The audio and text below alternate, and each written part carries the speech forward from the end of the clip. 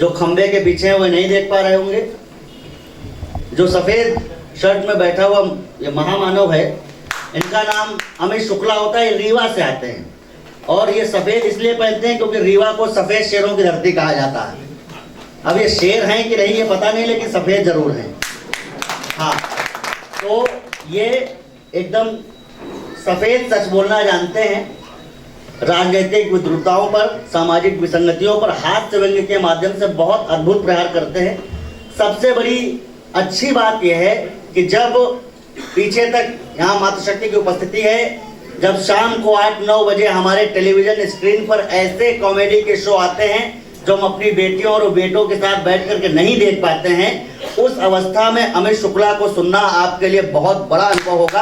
हास्य किसको कहते हैं आज अमित शुक्ला जी आपको बताएंगे। और इन दोनों की मैंने बहुत अच्छे से तारीफ की है। अगर आपके हाथों में थोड़ी सी जान हो तो मेरा नाम कमल आग्ने है, मेरे सम्मान में भी तालियां बजा सकते हैं। कविता की आवश्यकता क्यों है? कविता हमारे जन्म से लेकर के अंत तक काम आती है। जब हम जन्म लेते हैं तो हमारे कानों में मंत्र फूके जाते हैं, वो कविता है। और जब हमारा अंतिम संस्कार होता है तब भी कविता के माध्यम से ही सब कुछ संपन्न होता है। कविता हमारा साथ नहीं छोड़ती है, इसलिए आपको कविता का भी साथ नहीं छोड़ना है। और इसमें कविता किसी लड़की का नाम नहीं। तो बहुत अद्भुत तरीके से इस कार्यक्रम को चलना है। मैं झारखंड जब आता हूं तो विशेष अनुभव करता हूं। अगर मुझे आदेश दीजिए कि मैं जिस अंचल में खड़ा हूं उस अंचल के एक बहुत बड़े नायक को 4 पंक्तियों के माध्यम से प्रणाम कर लूं तो कैसा रहेगा? जब हम यहाँ आते हैं तो जय जोहार बोलते हैं और भगवान बिरसा की जय भी बोलते हैं। जिस आदमी ने, जिस महाप्राण ने इस कोयलांचल को, पूरे झारखंड को विश्व पटल पर नामांकित, रेखांकित किया हो, मैं 4 पंक्तियां वहां से पढ़ने की कोशिश कर रहा हूं। जब तक स्टैंड माइक आ जाएगा तो मैं आगे की कुछ और प्रक्रिया भी कर लूंगा। कंधे नहीं आएगा हाँ, तो जब स्टैंड नहीं होता है तब यही सब स्थितियां होती हैं। जब अब ऐसी स्थिति, जब हमको कानून को हाथ में लेना पड़ेगा और वो भी सर के सामने, बड़ी खतरनाक स्थितियां हैं। कंधे पर तीर व कमान नहीं सत्य लिए। अब अगर लगे कविता की भाषा कैसी होती है तो फिर जरा आज के कवि सम्मेलन के सम्मान में तालियां उठेंगी, क्योंकि ये वो लोग हैं जिनसे अगर आप पूछेंगे कि कविता लिखना बिल्कुल भी आसान काम नहीं है, कविता लिखना सरल नहीं है, पूछो इन फनकारों से। ये लोहे को काट रहे हैं कागज की तलवारों से। तो बड़ा काम करने के लिए आपका बड़ा सहयोग भी चाहिए। कंधे पर तीर व कमान नहीं सत्य लिए, देश के लिए सदा थे परेशान बिरसा। और आखिरी पंक्ति तक आते आते ये हॉल गुंजायमान हो जाएगा, मुझे पता है। कंधे पर तीर व कमान नहीं सत्य लिए, देश के लिए थे सदा परेशान बिरसा। उल गुलाम की प्रतिज्ञा धार कर महावीर, भारत की बने आन बान शान बिरसा। क्रांति हेतु कारागार में ही किया विस्फान, सोचिएगा आप कितने महान बिरसा। और ब्रिटिशों के लिए यमराज के समान और क्रांतिकारियों के हुए भगवान बिरसा। और अगर मैं, मंजीत सर ने आपको बताया कि इन दिनों मैं राम काव्य की यात्राएं कर रहा हूं। मैं अगर आज अपनी दृष्टि में देखूं, आज हम लोगों की बात हो रही थी आते हुए कि हम प्राचीन प्रसंगों को किस तरीके से नवीनीकृत करके आपके बीच में ला सकते हैं। 4 पंक्तियां अगर सुन लीजिए और लगे कि कविता ने चमत्कार की भाषा में आज के आधुनिक परिदृश्य को प्राचीनता से जोड़ते हुए बात कह दी है झारखंड में खड़े होकर के, तो जिस भगवान बिरसा के नाम पर आपने इतनी तालियां उठाई है, मुझे पता है कि मैं जो कहूंगा तो आपके हाथ और कैसे खुलेंगे। कंधे की अंगूठी पर चित्र देखिएगा। प्रतिमा आप लोगों ने यहाँ चौराहे चौराहे पर देखी है। अब आप केवल चित्र बना रहा हूं, कविता चित्र बना रही है, तो जरा आशीर्वाद आपका मिलेगा। कंधों की अंगूठी पर धनुषों के रत्न जड़े निकले। कंधों की अंगूठी पर धनुषों के रत्न जड़े निकले। कंधों की अंगूठी पर धनुषों के रत्न जड़े निकले। कितने ही लंबरदारों से बिरसा बहुत बड़े निकले। कलयुग में राम प्रभु के खेवन हार दिखाई देते हैं। निषाद रात के बिरसा जी अवतार दिखाई देते हैं।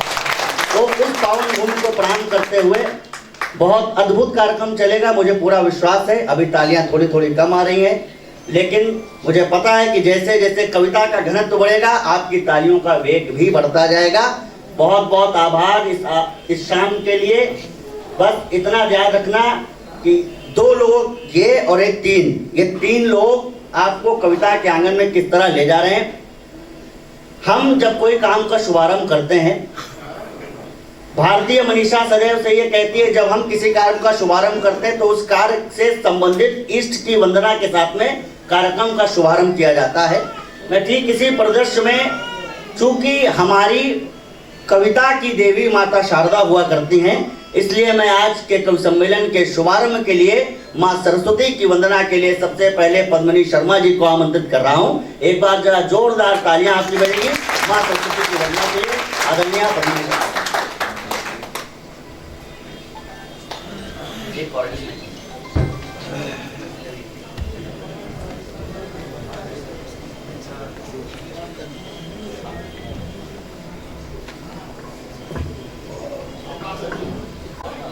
सारे जग के कण-कण में व्याप्त शब्द स्वर कला अक्षर की देवी मां शारदा को नमन करती हूँ।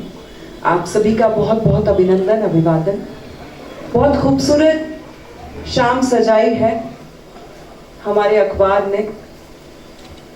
हमारे मंचों की परंपरा है कि हम सबसे पहले मां सरस्वती के चरणों में कुछ शब्द पुष्प अर्पित करते हैं, उसके बाद हमारा कार्यक्रम करते हैं। मैं भी वही करूंगी। अगर हो सके तो ये माइक थोड़ा सा सॉफ्ट कर दीजिएगा और थोड़ा सा इको इसमें करिएगा।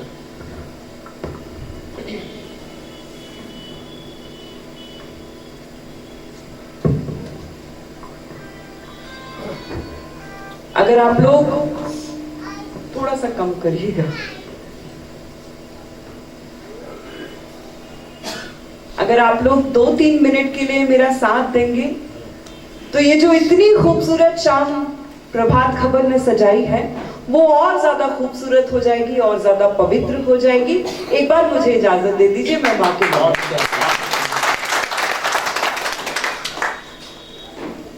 सरस्वती वंदे शारदे, सरस्वती वंदे शारदे, जगमग जग कर दे शारदे, सरस्वती वंदे शारदे। तू दयानी, तू है भवानी, तू दयानी, तू है भवानी, तू सुखदायिनी मां शारदे, तू सुखदायिनी मां शारदे, सरस्वती वंदे शारदे। गौर वरन है रूप तिहारो, गौर वरन है रूप तिहारो, वीणा धारिणी मां शारदे, वीणा धारिणी मां शारदे, सरस्वती वंदे शारदे, जगमग जग कर दे शारदे, सरस्वती वंदे शारदे, सरस्वती वंदे शारदे, सरस्वती वंदे शारदे।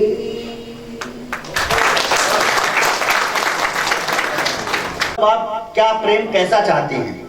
मैंने दोनों लोगों से प्रश्न किया कि आप प्रेम कैसा चाहते हैं, तो उन्होंने कहा कि हमको ऐसा प्रेमी चाहिए जो घर से चाहे जितनी दूर चला जाए, रेलगाड़ी की तरह होना चाहिए।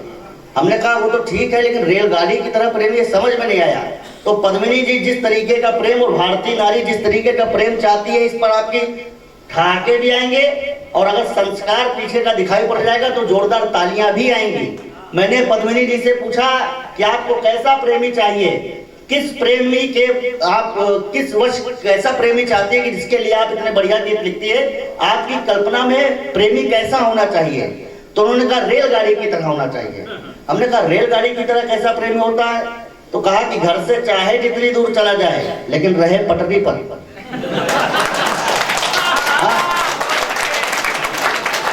अब देखो दो रस के अलग अलग कवि हैं और दोनों का अलग अलग जवाब है। अब यही सवाल मैंने पलट के अमित शुक्ला भाई से किया। हमने कहा भाई ये बताओ तुम कैसा चाहते हो प्रेमिका? तो कहा प्रेमिका हम नहीं चाहते, हम खुद अपने आप को वैसा चाहते हैं। हमने कहा कैसा? हमने कहा पद्मिनी जी ने जवाब दिया कि रेलगाड़ी जैसा चाहिए।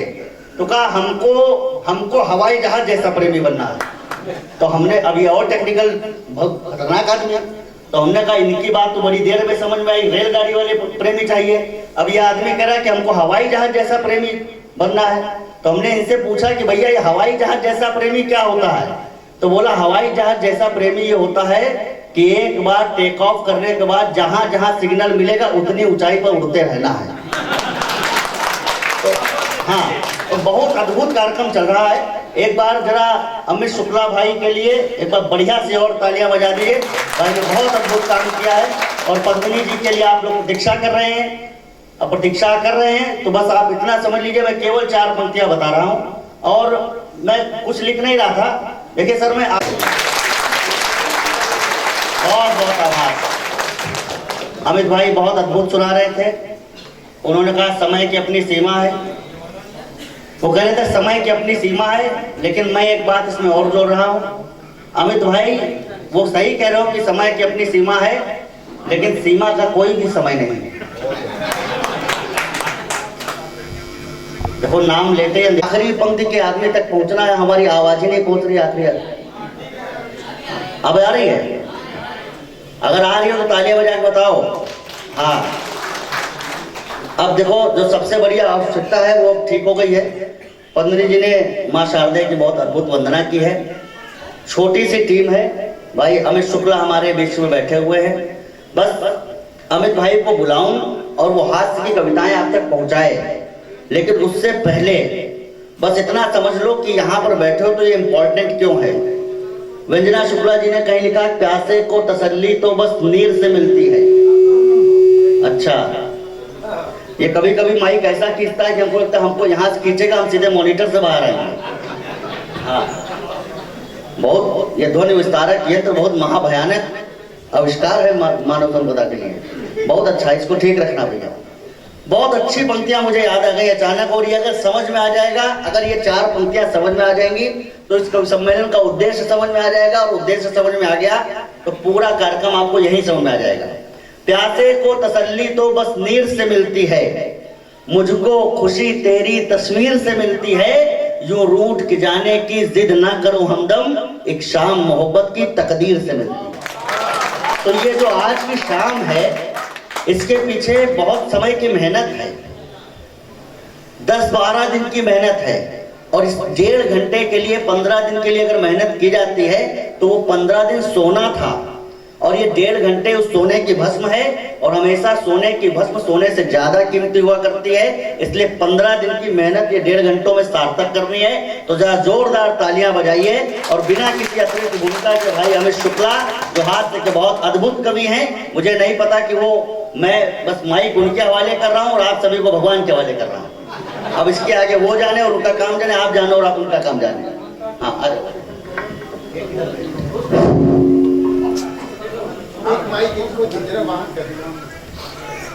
दे दीजिए माइक, इनको दे दीजिए। मंजी सर कह रहे हैं जरा वाक करोगे, जरा वाक की सूचना हमें दी जाए। बड़े भैया मंजी जी से एक निवेदन है सर, एक स्टैंड माइक यहाँ पर लगवा दीजिए।